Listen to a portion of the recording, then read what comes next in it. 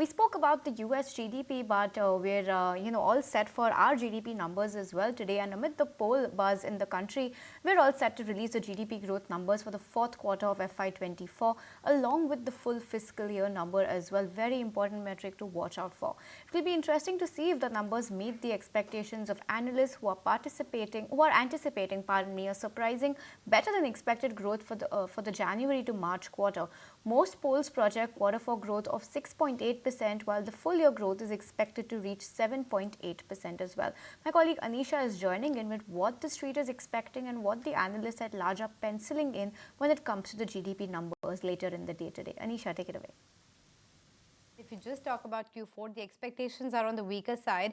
It's a broad range that we have. Numbers are from 6.2% to 7% plus, because SBI Research, for instance, is expecting that the GDP in Q4 could be a real surprise at around 7.2, 7.3 thereabouts. But the rest of the consensus seems to be towards that 6.7, 6.6% mark. Because in the quarter gone by, there was a bit of a weakness when it comes to the manufacturing as well as the services sector. So both of them were fairly muted. There was muted contribution from the agri sector as well. And most of the economists believe that this is going to be one of those quarters wherein we'll see a weaker number, because if you look at the rest of the 3 quarters, we were doing a better than 7% growth, but this quarter might be muted. But just listening into the commentary that we've got of late and the commentary coming in from the RBI, there seems to be a bit of a risk in my mind that there could be a number which is potentially better than 6.7, but the consensus as of just a few days ago was around that 6.7% thereabouts, and that will have an impact in terms of the rate cut cycle going forward as well,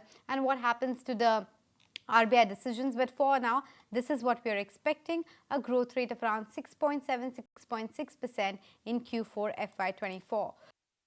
All right, thanks Anisha. So we'll keep an eye on that, and those are the expectations. There you have it. But with that, If you like this video, then like, share and subscribe to ET Now.